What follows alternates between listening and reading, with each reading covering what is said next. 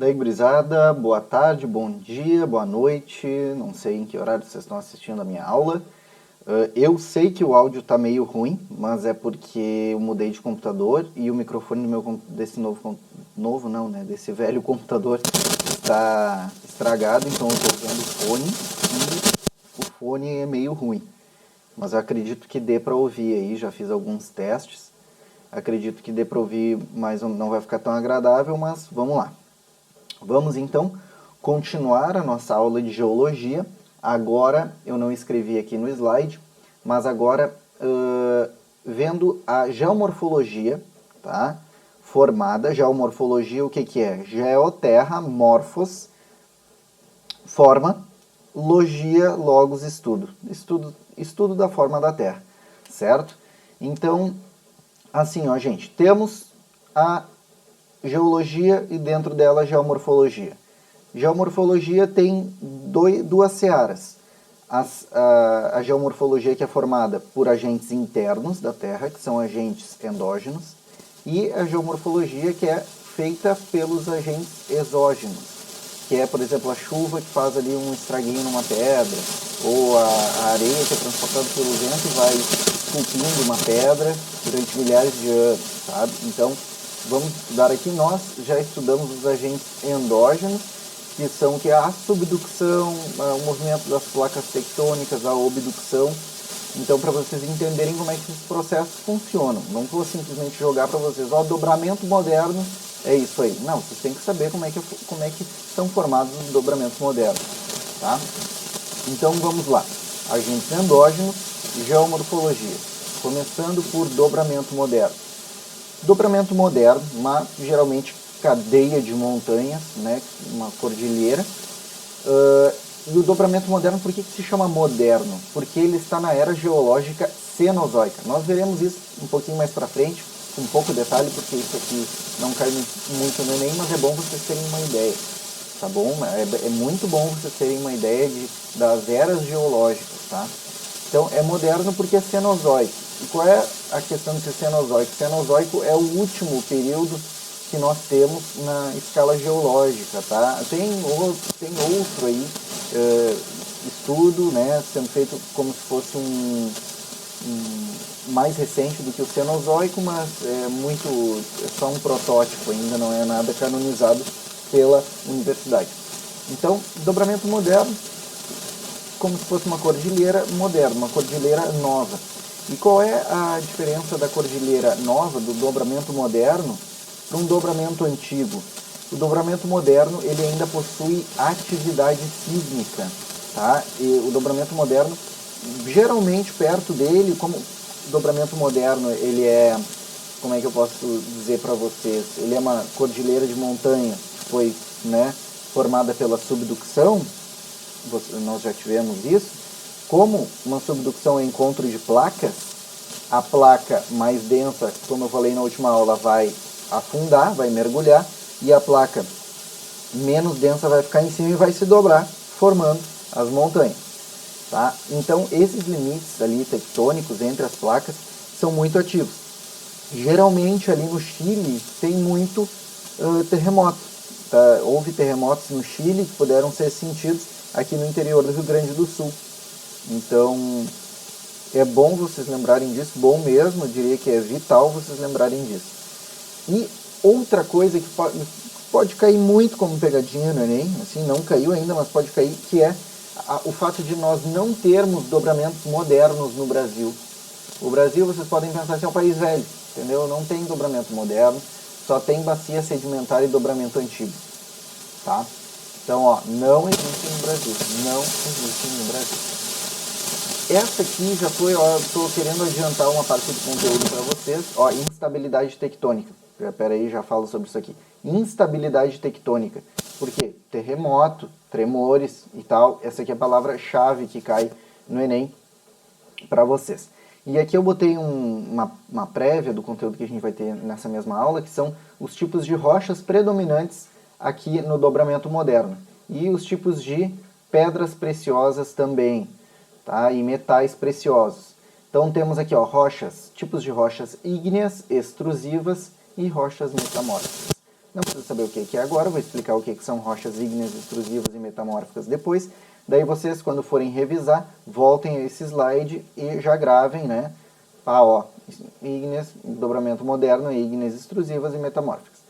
Temos também nos dobramentos modernos, tá, pessoal, a presença de ouro, prata, cobre em grande quantidade. Isso tem que saber porque o Enem gosta do quê? De interdisciplinaridade, geografia com economia. Aí dá para relacionar isso aqui com economia. A economia de uma certa região que tem muitas minas. Daí já, dependendo do que a questão vai abordar, muitas minas. Pedras preciosas ou metais preciosos, dobramento moderno. Se ele quiser abordar a geologia, vai falar sobre dobramento moderno e instabilidade tectônica. Pode pegar vocês nesse sentido. Pode relacionar com história, ouro, escravidão, né? Escravidão africana, escravidão dos índios, no Peru, genocídios e tudo mais. Gente, dá assim, pano pra manga esse conteúdo aqui. Vocês têm que sempre pensar assim, Tipo assim, olhou para uma montanha, não é só a montanha. É um monte de coisa. Se a montanha tem ouro pode ser relacionado com colonização. Olha só, colonização, escravidão, economia, é uma loucura. Então temos os dobramentos modernos como a primeira geomorfologia de agentes endógenos do relevo. Vamos então para bacias sedimentares. Gente, bacias sedimentares são formadas basicamente por depósitos, tá? Vou primeiro falar isso para vocês, por depósitos de matéria orgânica e inorgânica, depósitos que vão sendo feitos assim de pouquinho em pouquinho, de milhares de anos em milhares de anos. É uma camadinha de areia, outra camadinha de dinossauro. Uma camadinha de areia, outra camadinha de dinossauro. Camadinha de areia, uma camada de floresta, certo? E assim se formam as bacias sedimentares. Bacias sedimentares. Assim, não diria que é tão importante saber que elas se localizam entre dobramentos. Isso era uma coisa que meu professor frisava muito quando eu estava no cursinho. Mas assim, isso cai mais em vestibulares tradicionais. Mas é legal saber que ela fica entre dobramentos. Pode ser entre dois modernos ou um dobramento moderno e um antigo. E ela se dispõe em dois tipos, tá? Isso aqui é outra prévia que eu estou dando. Tem as bacias sedimentares continentais, que pertencem à era paleozoica, e as bacias sedimentares oceânicas, que pertencem à era mesozoica. Nossa, se o Enem um dia chegar e cobrar isso aqui especificamente de vocês, gente, eu não vou saber o que dizer para vocês. Mas é bom saber, é bom ter uma ideia, não ser completamente alienado, né? Completamente alheio a essa informação. Nós temos aqui rochas sedimentares, claro, bacia sedimentar, rocha sedimentar, e metamórficas. Já vou dar um insight aqui, o que são metamórficas? Uma rocha sedimentar que entrou lá para baixo, lá para dentro do magma, e se transformou em outra. Basicamente isso. O que nós temos, tá, em bacias sedimentares? Por que eu falei para vocês uma camadinha de areia e outra de dinossauro? Achei até esse memezinho aqui, achei muito engraçado. Porque os dinossauros e as plantas que ficam nessas bacias, entre areia, né, e outras camadas de outras coisas, entram em decomposição, certo? E com essa decomposição eles formam câmaras dessas bacias sedimentares, a areia que está em volta deles, tanto em cima quanto embaixo, fica petrificada e ali se forma um globo ali dentro, câmaras, certo? Com essa matéria orgânica dos dinossauros e das plantas decomposta. E isso se transforma, depois de milhões de anos, em petróleo. Tá? E achei muito engraçado essa tirinha, que petróleo é feito de dinossauros, como eu acabei de falar para vocês. E o plástico é feito de petróleo. E aí, o que a indústria faz? Pega um plástico e faz dinossauros de plástico, que são feitos de dinossauros. Tipo, eu achei isso muito bizarro. Imagina, um dinossauro de verdade se transformou em petróleo, e esse petróleo de dinossauro foi transformado em plástico e foi transformado em um dinossauro de plástico. muito bizarro. Então, vocês sobre a importância do petróleo nos dias de hoje e também na segunda revolução industrial. Não coloquei aqui, até esqueci. Muito importante o petróleo para a segunda revolução industrial, que veio junto com a eletricidade. O petróleo facilitou a produção de plástico, facilitou a produção de tecidos sintéticos, facilitou a produção de combustíveis, muito mais efetivos do que o carvão, dão muito mais energia do que o carvão. O carvão também é outro minério resultante dessa decomposição, certo? Carvão mineral, se forma um minério, que foi utilizado na primeira para motores a vapor. Os motores a vapor que existem até hoje, trens, vocês já viram o Expresso Polar, tem a Maria Fumaça, os trens Maria Fumaça, funcionam a vapor, eles vão colocando esse carvão mineral lá dentro, ele vai queimando e vai formando energia. Além disso, do petróleo e do carvão, nós temos o gás natural. Essa decomposição, né, ela libera vários gases, tá? Tem gases que dão cheiros muito ruins e tal, e tem o gás natural, que não tem cheiro. Mas esse gás natural também é muito importante nos dias de hoje para a produção de energia elétrica, tá? E nós temos um gasoduto Brasil-Bolívia. Isso é muito importante. Nós temos um gasoduto Brasil-Bolívia muito para a relação comercial dos dois países. E o maior produtor de gás natural do mundo é a Rússia, beleza? E temos aqui, que eu botei para vocês, gás natural está presente no GNV, que é aquele gás que se bota naquele cilindro dentro dos carros. No gás de cozinha, esse gás natural é predominantemente feito de metano. O gás de cozinha é feito de metano, propano e butano. Tem nos pântanos, o gás natural, o metano é chamado de gás dos pântanos. E também tem no lixo. O lixo, quando apodrece, igual aos dinossauros e plantas, também libera gases. E aí, dentre eles, está o metano. Gente, assim, esse slide eu pegaria e guardaria, se eu fosse vocês, guardaria no meu coração. Tipo assim, 100% de certeza que cai isso aqui na prova de vocês. Não sei se relacionado com bacias sedimentares, mas, né, esse slide tem informações valiosíssimas. Só deixa eu dar uma olhada se eu estou gravando aqui mesmo. Tô, beleza.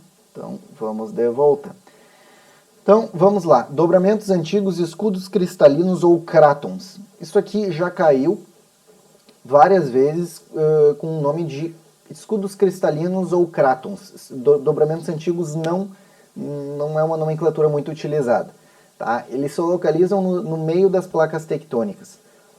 Se eu estou dizendo para vocês que eles se localizam no meio das placas tectônicas, o que vocês já podem, né, entender?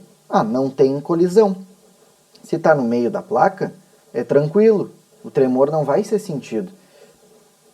O problema é quando a cidade ou a casa se localiza entre duas placas tectônicas, que é a questão do Japão. Por isso que lá tem muito terremoto, muito tsunami, porque eles estão bem em cima da divisão entre duas placas tectônicas. Quando elas se batem, eles sentem direto. O Brasil, para nossa bênção, está localizado no meio de uma placa tectônica. Então, o Brasil, ele só tem o quê? Dobramentos antigos, como eu falei antes para vocês, não tem modernos, dobramentos antigos e bacias sedimentares, tá bom? A gente até vai estudar isso um pouco depois. E assim, pertencem os dobramentos antigos, ou escudos cristalinos ou crátons, já são antigos, tá? Então, eles pertencem à era mais antiga, pré-cambriana. Depois a gente vai ver direitinho. Pré-cambriana é a era mais antiga, quando a Terra estava se formando, tá? Segundo a ciência. Então, temos assim, primeiramente, rochas ígneas intrusivas. Rochas ígneas que são ígneas, né? Do latim é fogo. E fogo, o que é? Lava, lá dentro. Ígneas intrusivas. Intrusivas que estão lá dentro. Tá? Intrusivas, que se formam, rochas que se formam do magma, mas que ficam dentro da Terra. E metamórficas, essas mesmas rochas que se formaram no magma dentro da Terra, elas podem voltar para dentro do magma mais profundo e se transformar em outras rochas. Pouca ou nenhuma atividade sísmica, como eu falei para vocês. No meio das placas tectônicas não tem problema. O problema é quando nos localizamos entre placas, no limite das placas. Temos vários metais, tá? Mas é assim, pouquíssima quantidade mesmo. O que temos em escudos cristalinos? Temos alumínio, temos magnésio e temos calcário, tá? Mas, seguinte, não cai muito escudo cristalino, cai mais assim, bauxita, né? Na prova não temos muitas coisas assim, mas é bom saber, assim, principalmente por causa da bauxita, cai muito esse nome em prova, bauxita, porque ela movimenta muita economia. O Brasil é um grande exportador de alumínio, certo? Então, o Brasil é composto por 64% de escudos cristalinos. Então, 64% da superfície é de escudos cristalinos. 64% do nosso relevo é de escudo cristalino. Tem ouro, tem prata e tem cobre? Tem. Mas em relação aos dobramentos modernos, é muito pouco. Mas muito pouco mesmo. Assim, no caso não tem minas, sabe? Então, o que vocês têm que gravar desse slide aqui, dos dobramentos antigos? Não tem atividade sísmica e tem alumínio.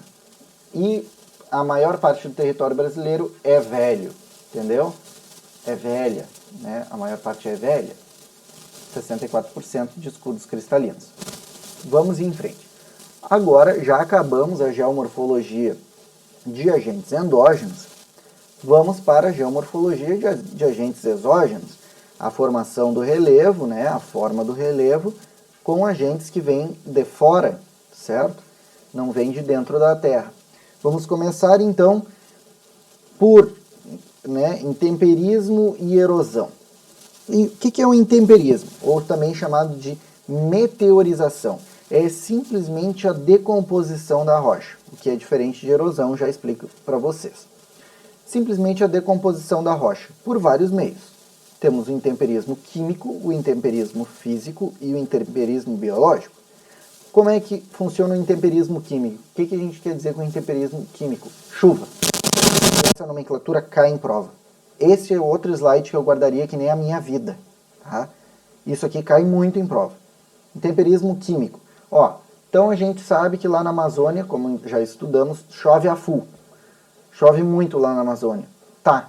Então, qual é o tipo de intemperismo que predomina lá? É o intemperismo químico. Intemperismo físico ou mecânico ocorre em ambiente árido.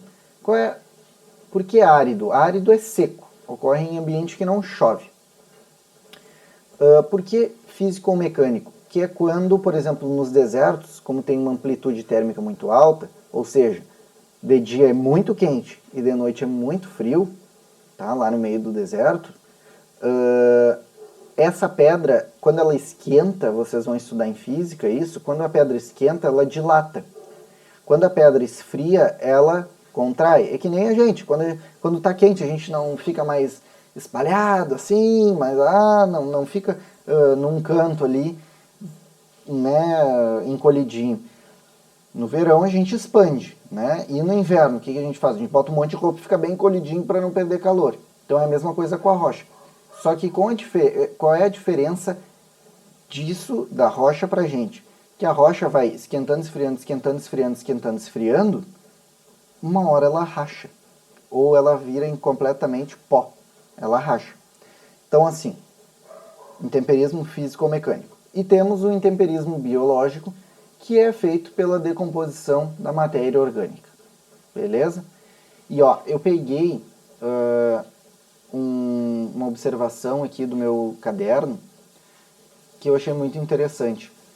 Que temos assim, temos a temperatura e temos aqui, esse aqui é o eixo da temperatura, daqui para cá, e temos aqui o eixo do intemperismo.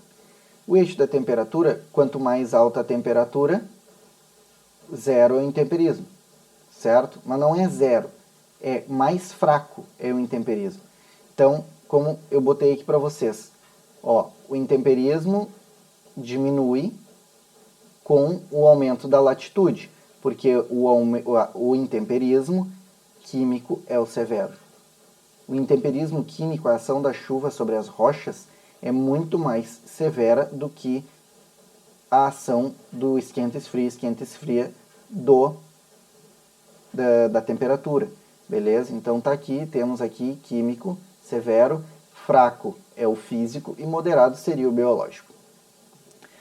Bom, agora chegamos em erosão. Também é a quebra do material rochoso, mas é a quebra, o transporte, e, como eu posso dizer para vocês, a deposição desse material, que depois nós veremos que se chama de litificação, e seria a deposição. Então, a erosão seria composta por 3 processos, tá? Então, vamos lá. São 3 também os tipos de sedimentos. Ó, a quebra do material rochoso que resulta em um sedimento. Tá? O que é o sedimento? Tinha uma rocha muito grande, a rocha se quebrou em 8 partes. As 8 partes são sedimentos, certo? Então temos 3 sedimentos. Temos o elúvio, o colúvio e o alúvio. O elúvio é o sedimento que está lá em cima da montanha, paradinho. Ele está parado, fixo. O colúvio é o que se movimenta, tá? É o que é como é que eu posso... É isso mesmo que eu escrevi. Eu ia tentar explicar de outro jeito, mas é isso mesmo que eu escrevi. É a queda, é quando o sedimento está em queda, se chama colúvio. E quando o sedimento é transportado por água ou vento, é o alúvio. Não sei se vocês já ouviram falar de ouro de aluvião. O ouro de aluvião é o ouro que é dos rios. Aluvião, certo? E lembrem que pode ser também por ar. Temos aqui um bônus sobre a água, né? A sua nomenclatura. Quando falamos de algo pluvial, falamos de chuva. Até por coincidência está chovendo aqui em Porto Alegre. Então, pluvial, pluviométrico, índice pluviométrico, vocês devem já ter notado nas notícias, né? Rio, fluvial, o rio, é muito parecido pluvial com fluvial, mas isso vocês vão ter que gravar. Eu já falei em outra aula para vocês, mas isso vocês vão ter que gravar. Chuva é pluvial, rio é fluvial. Mar é marinho, ou seja, a erosão marinha, que também pode ser chamada de erosão. E temos o gelo, que é a água em estado físico sólido. Temos o gelo, que seria a erosão glacial, ou também chamada de gelivação. Daqui a pouco a gente vai ver todos esses processos devagarinho. Então vamos lá. Temos a erosão pluvial da chuva. Ação erosiva da chuva, com consequente erosão laminar superficial, a famosa lixiviação. Quando chove, erode-se, né? Olha só um verbo, erode-se a parte superior do solo, beleza?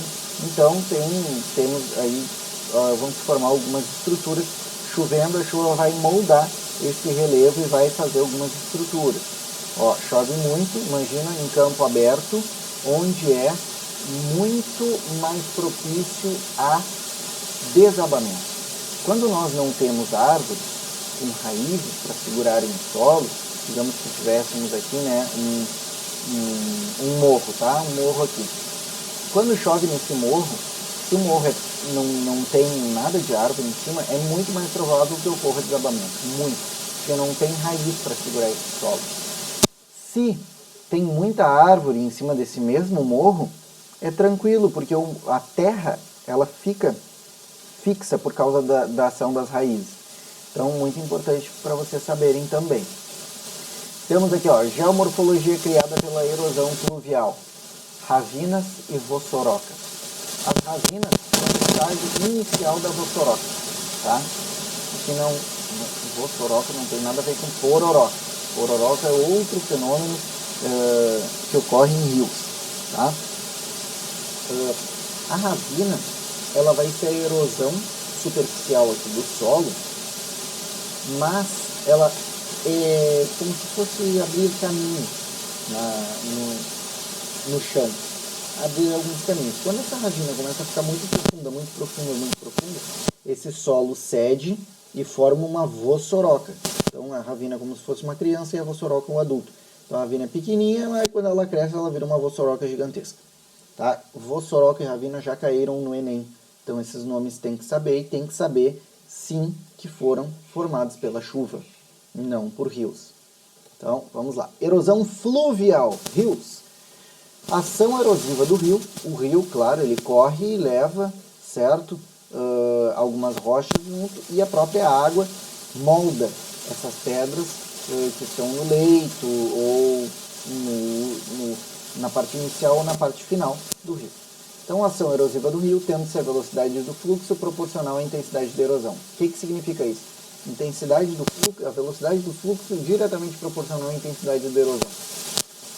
Pessoal, quanto mais rápido a água correr numa pedra, mais ela vai desgastar aquela pedra. Entenderam? É a mesma coisa, sei lá, pega uma faquinha e fica arranhando uma pedra. Quanto mais rápido tu arranhar a pedra com a faquinha, mais rápido vai erodir a pedra, certo? Quanto mais devagar tu passar a faca na pedra, mais devagar a pedra vai ser deformada, certo? Então temos as geomorfologias originadas pela ação fluvial, que são as ilhas fluviais, são depósitos aqui no meio dos rios, ou seja, ilhas, tá? Que não se ligam ao continente. Temos a ilha do Bananal aqui. E o vale em V.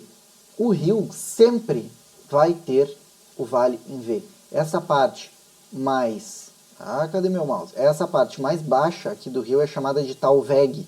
Tá? E esse talveg sempre tem um vale em V. Beleza? O que é diferente das morainas, depois que nós veremos, ou morenas. Até já posso ir aqui, o que é diferente aqui dos fiordes, né, das morainas, que são vale em U, né, o gelo faz um vale em U e a água líquida faz o vale em V, beleza? Então, se ele apresentar, eu me lembro de alguma questão que eu tenha feito, ele apresentando só a imagem, tá, do vale em V e queria saber qual era o tipo de erosão. E aí tinha que falar erosão fluvial, certo? Então tem que identificar. E também a formação de meandros, isso aqui tranquilo para vocês, o rio ele dá essas curvas, né? Tem rios que são retos, mas esse rio aqui faz muitas curvas, que se chamam de meandros, né? Quando tu fala com uma pessoa, pare de meandros, vá direto ao ponto, que seria muito mais rápido, né? Sair daqui direto para cá do que fazer todos esses meandros, quando a pessoa está te enrolando. Então, vamos para a erosão marinha, ou também chamada de abrasão. A erosão marinha seria basicamente moldar a pedra pela... como é que eu posso dizer? Pela incidência das ondas na pedra. Seria tipo isso. A onda ali vem, bate na pedra e volta. E bate na pedra e volta de novo. E bate na pedra e volta de novo. Entendeu? Então seria basicamente isso. Ação erosiva do mar. Daí de tanto bater, de tanto bater, de tanto bater ali, água mole e pedra dura, tanto bate até que fura. Certo? Tanto bate até que fura, até que quebra, até que molda. Então, é isso aí, ó, geomorfologia originada, temos a restinga. Por que eu botei a imagem do Rio Grande do Sul? Porque o Rio Grande do Sul tem uma restinga, que é esse bracinho aqui, ó, junto com esse aqui também, é esse bracinho aqui. O mar, ele vinha, voltava, vinha, voltava, vinha e voltava. Cada vez que ele vinha, ele trazia areia. Essa areia se depositava aqui e ele voltava. Cada vez que ele vinha, ele trazia areia, essa areia se depositava aqui e ele voltava. Cada vez que ele vinha, trazia um pouco de areia, se depositava aqui e ele voltava. Voltava um pouco de areia, sim, mas ficava mais areia do que voltava. Então, isso aqui se chama depósito arenoso quaternário, período cenozoico. Também é moderno. Isso aqui é uma estrutura moderna, como os dobramentos modernos. Isso aqui é um depósito arenoso chamado de restinga, formado pela erosão marinha ou abrasão. Temos as falésias, que isso aqui é uma parte do continente. O mar veio aqui, bateu aqui durante milhares de anos e fez essa estrutura vertical aqui. Isso aqui é em Torres, né, no nosso litoral. Litoral norte, isso aqui é em Torres, temos as famosas falésias de Torres. É uma estrutura bem alta e vertical. E temos os tômbulos. Os tômbulos são um depósito que pode se formar aqui do movimento do mar, para cá e para cá e para cá e para cá. Aqui se forma uma ilha. Ou já tinha ilha aqui. E, de acordo com esse movimento do mar, vai se formando um caminhozinho da ilha até o continente. Bem tranquilo, chamado de tômbulo. Esses nomes que eu estou passando para você, esse slide eu guardaria na minha vida, para minha vida, esse aqui também e esse também. Gente, quase não tem como falar o quão importante é essa aula que eu estou dando para vocês. E temos também a erosão glacial.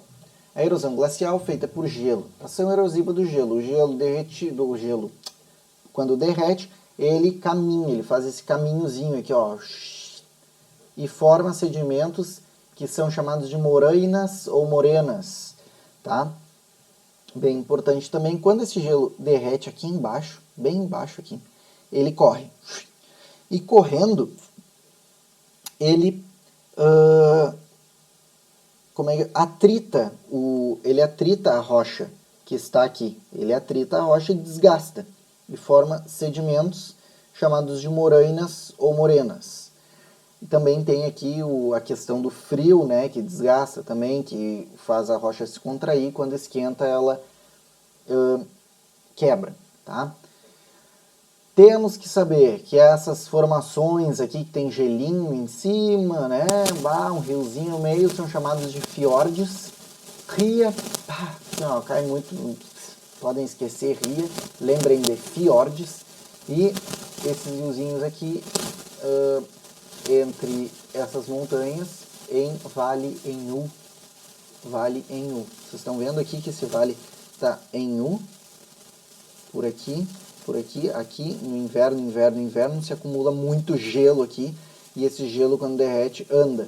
E isso forma um vale em U, tá? Como vocês podem ver aqui, se fosse vale em V, seria isso aqui, né? Aqui dá pra ver que tem uma concavidade aqui bem suave, formando vale em U. Aqui eu até mostrei para vocês que a gelivação é esse deslizamento do gelo sobre a rocha, sobre o continente. Então, ó, deslizou, andou, desgastou, erodiu. Lembrem que erosão, desgaste, tá? E aí vem aqui para no mar, tá bom? Também do meu caderno. Erosão eólica, eolos do latim, vento. Então, ação erosiva do alúvio, sedimento que é transportado em ambiente árido, vento. Pode ser também pela água, resultando-se em intemperismo físico, certo? Intemperismo físico. Por que intemperismo físico? Porque imaginem uma areiazinha, vocês já sentiram areia com um dia de vento batendo nas canelas? Dói, né? Então assim, ó, para vocês verem como dói, é forte. Então a areia são rochas minúsculas. E essas rochas, quando batem em outras rochas maiores, essa areia deforma essas rochas maiores. Essa rocha aqui um dia provavelmente foi quadradona. Quadradona assim, ó, desse tamanhozão assim, ó, tá? Aí o que aconteceu com o tempo? Sei lá, durante alguns milhares de anos, algumas areinhas vinham aqui e batiam sempre no mesmo lugar. Sempre aqui, ó. Desgastavam aqui. Algumas areinhas vinham, durante milhares de anos, vinham com o vento e desgastavam aqui e formou-se a famosa taça. Isso aqui lá no Paraná. Aqui também temos outro exemplo que, ó, a areia vinha, batia aqui. Vocês podem ver que o ambiente é bem arenoso, ó. Tem bastante rocha bem pequenininha. Quando vem vento, ó, e bate e deforma a rocha. Erosão eólica. Bônus, ó, lembrem que é ambiente árido, depois a gente vai ver uma questão. Tenho aqui um bônus, trouxe para vocês um resuminho bem bonitinho que eu achei na internet. Não vou ler com vocês, isso é para vocês lerem sozinhos, bem legal esse resuminho. e vamos tocar o barco. Entramos em petrologia, rochas. Esse aqui também faz parte do meu material, não é preguiça, eu estou passando para vocês, material super mega exclusivo, maravilhoso. E é um esqueminha legal. Vamos estudar agora as rochas ígneas, sedimentares e metamórficas. O que são as rochas metamórficas? São as rochas ígneas e sedimentares transformadas. Tá? Vamos em petrologia. Temos aqui os sedimentos. Primeiro aqui, ó, rocha magmática ou ígnea. Tá? Vamos começar aqui. Primeiro, magma. Vamos começar lá do núcleo da Terra. Temos o magma. Esse magma vai para instâncias mais superiores da Terra, esfria. Temos o resfriamento. E se transforma em uma rocha magmática ou ígnea. Tá? Não vou entrar ainda em detalhes. Magmática ou ígnea. Ela sofre meteorização e erosão, intemperismo e erosão, formando sedimentos, que são fragmentos menores das rochas originais. Esses sedimentos sofrem litificação e diagênese, que é o que? Muitos sedimentos finos se aglomeram, se juntam e grudam com o tempo e formam uma outra rocha, que é chamada de rocha sedimentar, uma rocha formada de sedimentos. Passa por um processo de litificação e diagênese. Essa rocha sedimentar pode muito bem passar por um metamorfismo, que é o que? Rocha sedimentar afundou, não sei, abriu uma poça lá, e um rift, e afundou, e caiu no magma, e aí ela derreteu e se transformou em outra coisa. Se chama uma rocha metamórfica. E essa rocha metamórfica se funde de novo, faz o magma e reinicia seu ciclo, tá bom? Eu acho que está bem didático, mas também, certo, como temos o metamorfismo, representado pela letra Z, nós podemos ter essa rocha magmática ou ígnea sendo metamorfizada de novo. Então, nós temos três tipos de rochas. As rochas ígneas. Ígneas vêm do fogo, as rochas que são formadas de magma. Se esse resfriamento ocorre de forma rápida, é porque saiu para fora, é bom, né? Mas entrou na nossa atmosfera, saiu de dentro da Terra.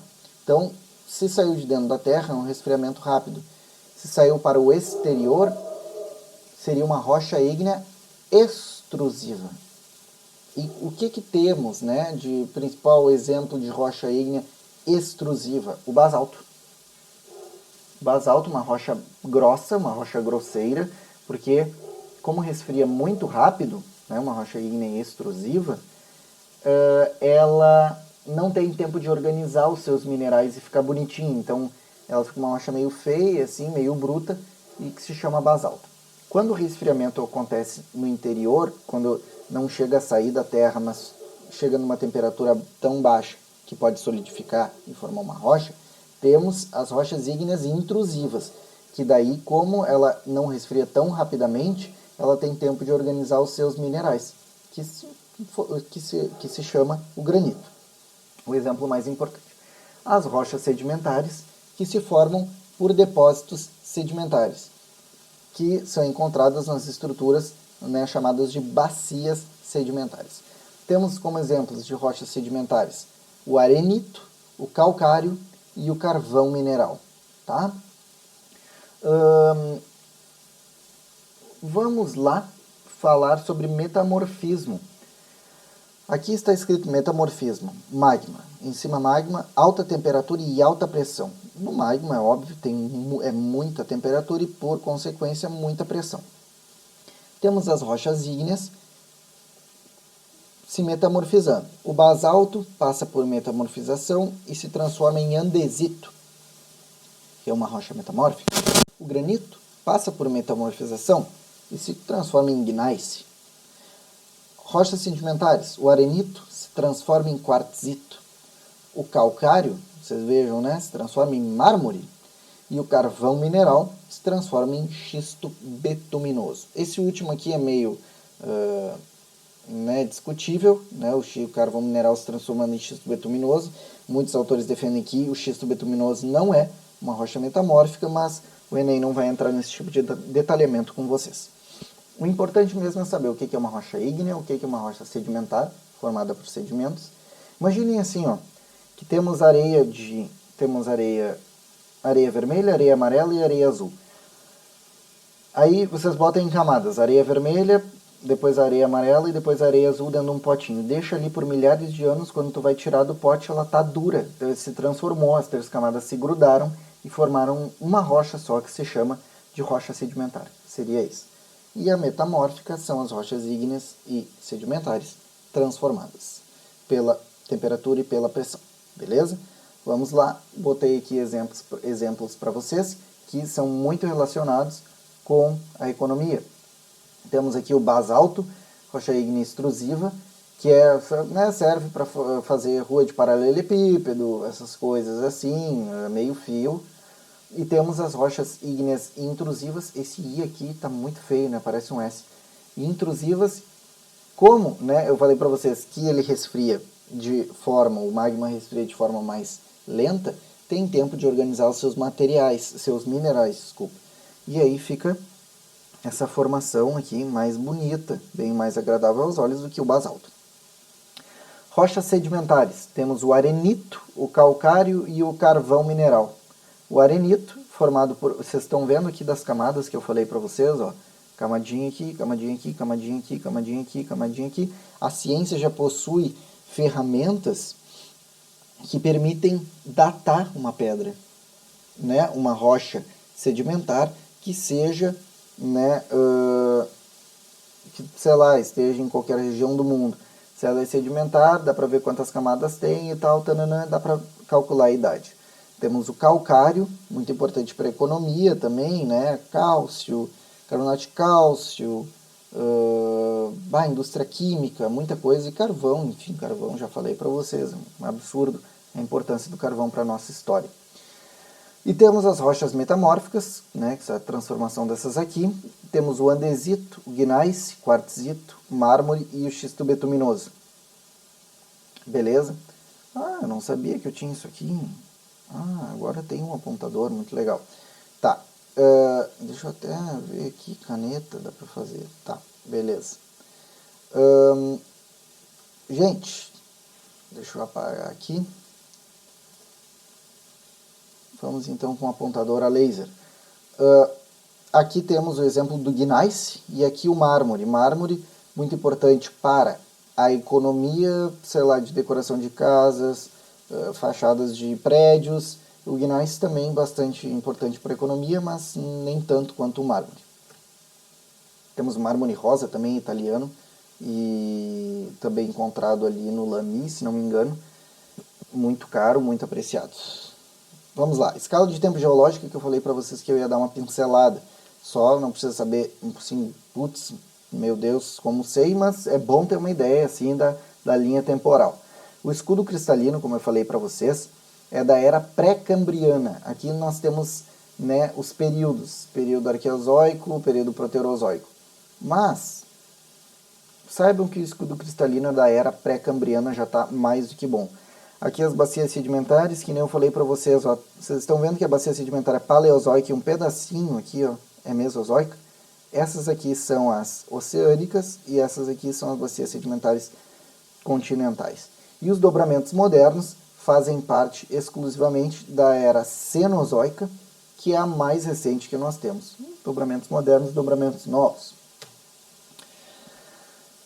Para deixar o vocabulário de vocês bem claro, temos a estrutura do relevo e temos a forma do relevo. Tá?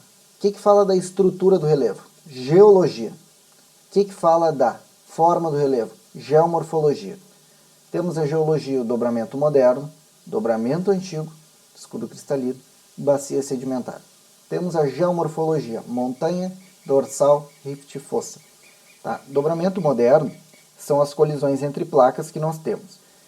Se ocorrem colisões entre placas, temos a formação de montanhas, certo? Como a Cordilheira dos Andes, as dorsais meso-oceânicas, como a dorsal meso-atlântica, temos os rifts, que nem o rift africano, lá no chifre africano, e temos as fossas, que nem as fossas marianas. É bom saber que essas formações aqui são formações de dobramentos modernos. Dobramentos antigos, ou escudos cristalinos, planaltos mamelonares. Já isso fica para outras aulas, o que é um planalto mamelonar. E temos também as bacias sedimentares, que formam formas de relevo planalto tabular, depressão e planície, que veremos sim mais para frente. Geomorfologia do Brasil. Conforme Jurandir Ross, o Brasil é formado basicamente por 3 estruturas de relevo, determinadas pelo processo erosivo sedimentar. Jurandir Ross, ou Ross, vai cair muito na prova de vocês como citações. Muito difícil eles pedirem qual é a depressão do Araguaia, onde é que é, nem eu sei, nem quero saber, porque não precisa. Então temos aqui planalto, depressão e planície. O que é um planalto segundo Jurandir Ross? Um planalto é onde temos uma predominância da erosão em relação à sedimentação. Então, o planalto tem mais destruição de rochas do que a sedimentação dessas rochas. A depressão. A erosão pode ser um pouquinho maior, mas bem pouquinho, nada comparado ao planalto, ou pode ser igual à sedimentação, beleza? E a planície, temos a sedimentação muito maior do que a erosão. Tá? Muita gente relaciona a planície, planalto e depressão como alturas, né? Até tantos metros é planalto, até tantos metros é planície. Essa é uma classificação já bem obsoleta, ninguém mais usa isso, é pouco preciso, então não farei uso dessa nomenclatura com vocês. Tá? Segundo Jurandir Ross, aqui temos os planaltos, né? Ó, planalto, onde a erosão é mais forte do que a sedimentação. Temos as depressões, onde, certo, a erosão pode ser igual ou um pouquinho maior do que a sedimentação. E temos as planícies, beleza? Temos aqui a planície costeira, onde tem muita sedimentação. Lembra que eu falei para vocês que na Restinga era pura sedimentação? Que a areia vinha, era depositada e depois voltava um pouquinho, vinha, até que milhares de anos se formou aqui uma planície, certo? Aqui um dia já foi mar, aqui também. Então, mas isso aí é papo para outras aulas. Vamos fazer exercícios, que eu acho que eu já estou me alongando um pouco nessa minha aula. Enem PPL 2018, para privados de liberdade. A causa da formação do curso d'água encachoeirado, tal como ilustrado na imagem, é a... Olha só, o que a gente pode ver aqui? Aqui é um rio, cachoeira. Tá. Vocês podem ver que essa rocha aqui é diferente, desse tipo de rocha aqui é diferente dessa. Essa aqui e essa aqui são do mesmo tipo, né? Essa rocha aqui me parece ser uma rocha sedimentar. A rocha sedimentar tem menos resistência à erosão. Então, ela é erodida mais facilmente. Então, o que a gente pode ver? Essa curva aqui, dá para ver que interessante, né? A gente já pode ver que, ó, aqui foi muito erodido e aqui onde cai direto a água cai com toda a força aqui embaixo, nessa rocha aqui, e não deforma. Então, isso aí a gente já pode observar a imagem. Uma das competências do Enem, habilidades do Enem, a gente identificar as imagens e interpretar. Então, vamos lá. A causa da formação do curso d'água encachoeirado, tal como está na imagem, é a deposição de fragmentos rochosos. Por que a deposição? Como é que isso aqui ia ser formado por deposição? Não, é erosão. Circulação de águas em redemoinho, mais ou menos, a gente pode já considerar. Quantidade de material sólido transportado? Escavação de caldeirões pelo turbilhonamento. Onde é que vocês estão vendo caldeirão aqui? Nossa, nada a ver. Turbilhonamento até é legal, porque a água fica em turbilhão aqui, mas caldeirões? Não. O que a gente pode chamar de caldeirões são essas estruturas aqui. Deixa eu ver se eu consigo. Cadê? Me perdi. O que a gente pode chamar de caldeirões... Meu Senhor, me perdi. Cadê? Aqui.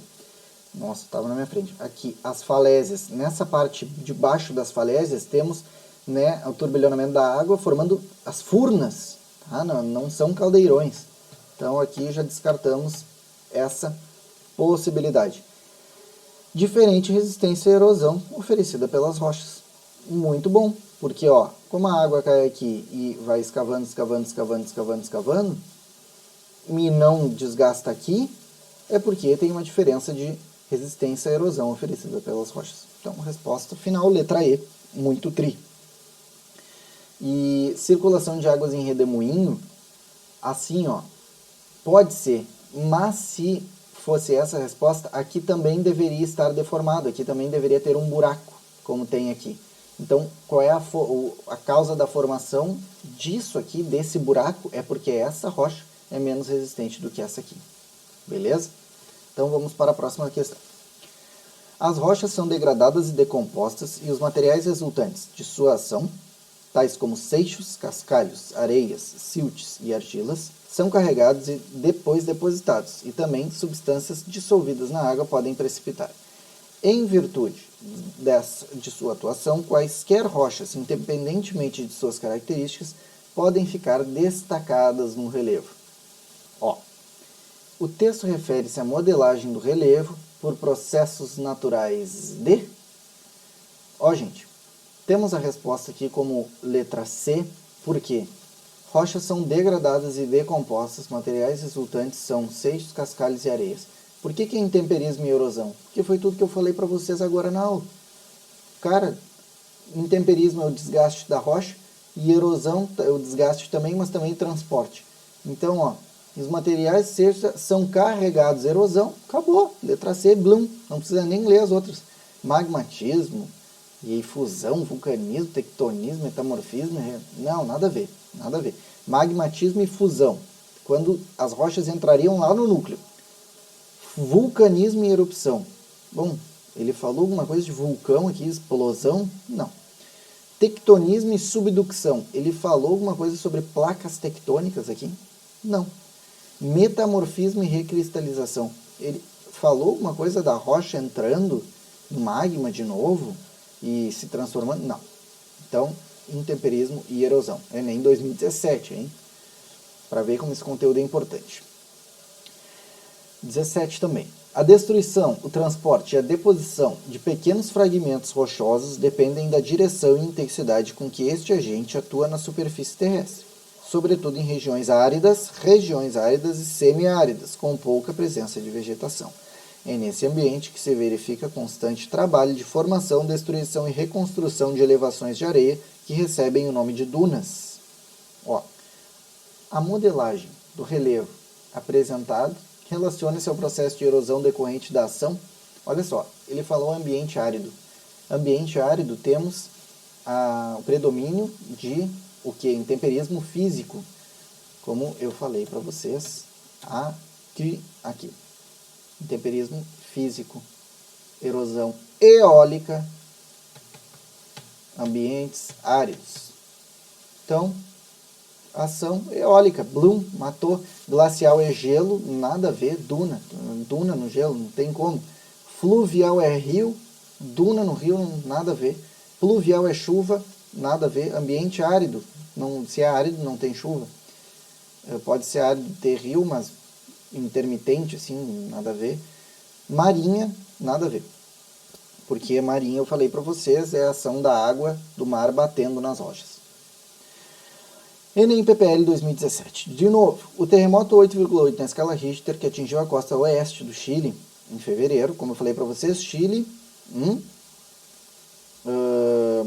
Cordilheira dos Andes, dobramento moderno, terremoto, limites tectônicos ativos, já pensamos, ouro, prata, cobre, provocou mudanças significativas no mapa da região. Segundo uma análise preliminar, toda a cidade de Concepción se deslocou pelo menos 3 metros para o oeste. Olha só que loucura. Como as placas tectônicas realmente se movem. Buenos Aires moveu-se cerca de 2,5 centímetros para o oeste, enquanto Santiago, mais próximo do local do evento, deslocou-se quase 30 centímetros para o oeste-sudoeste, ponto subcolateral. As cidades de Valparaíso, no Chile, e Mendonça, na Argentina, também tiveram suas posições alteradas significativamente. Então temos aqui movimento de placa tectônica e terremoto e dobramentos modernos. No texto destaca-se um tipo de evento geológico frequente em determinadas partes da superfície terrestre. Esses eventos estão concentrados em áreas vulcânicas, onde o material magmático se eleva, formando cordilheiras. Essa aqui vocês poderiam cair. Por quê? Poderiam pensar, sai um monte de lava, a lava vai se depositando uma em cima da outra, resfria e forma montanha. Mas isso não acontece.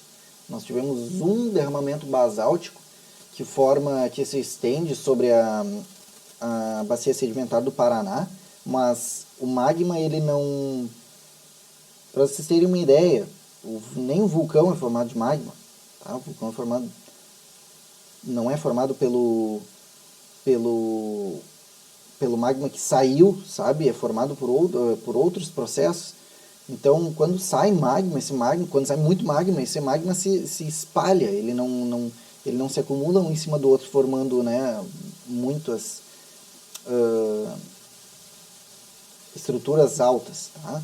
Então, áreas vulcânicas onde o material magmático se eleva formando cordilheiras. É que é muito quente e ele não resfria muito rápido e ele não consegue ficar alto. Então, falsa. Faixas costeiras, onde o assoalho oceânico recebe sedimentos provocando tsunamis. Ah, tá.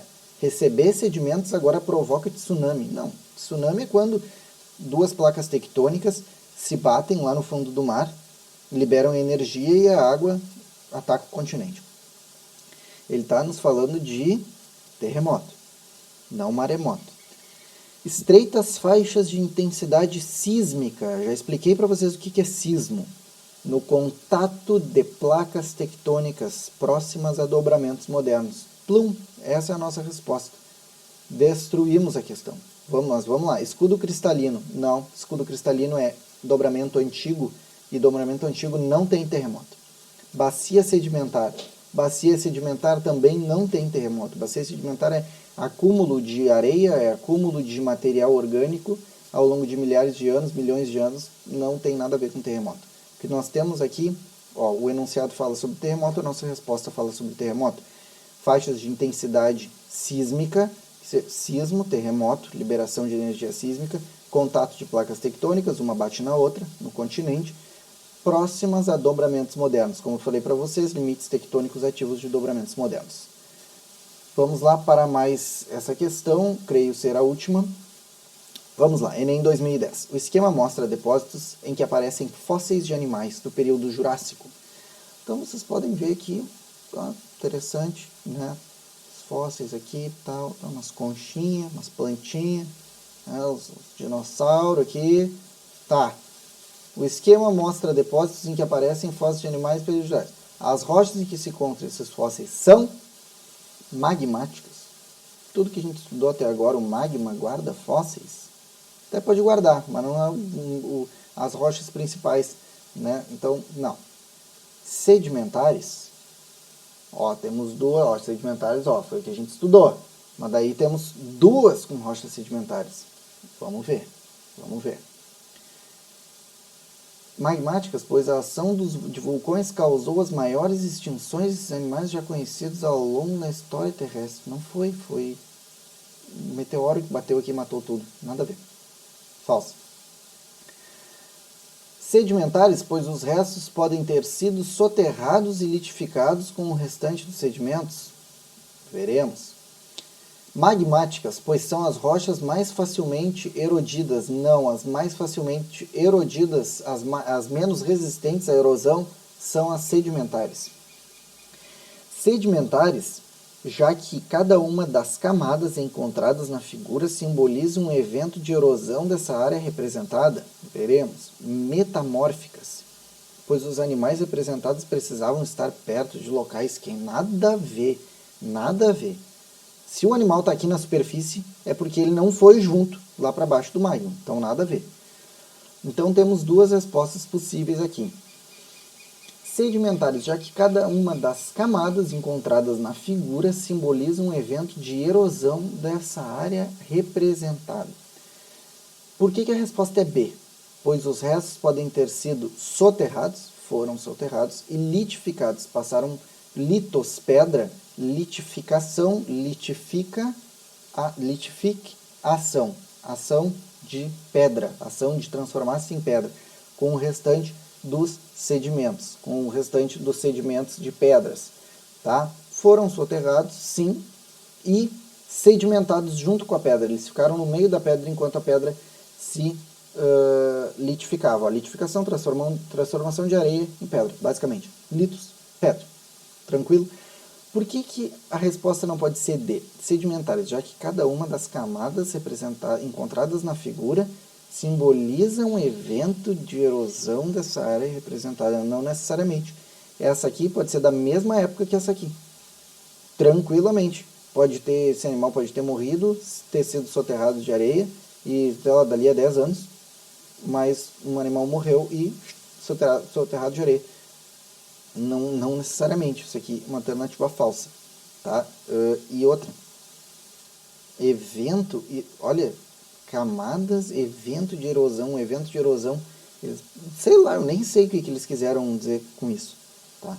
Então, saibam que se tem fósseis sedimentares, fósseis sedimentares, vocês já excluíram 3, não precisava nem ler, né? Só de olhar a imagem e olhar as respostas. E essa aqui já dá todas as respostas-chave, restos ter sido soterrados pela areia e litificados com restantes sedimentos. Tá bom, pessoal? Um prazer novamente. Desculpa eu não aparecer aí porque a minha webcam está quebrada. Eu sei que fica meio ruinzinho para vocês, mas sempre é um prazer, né, dar aula para vocês. Qualquer coisa me chamem no direct, no Google Class, mandem perguntas e tudo mais. E estamos sempre aí. Um abraço para vocês, bons estudos.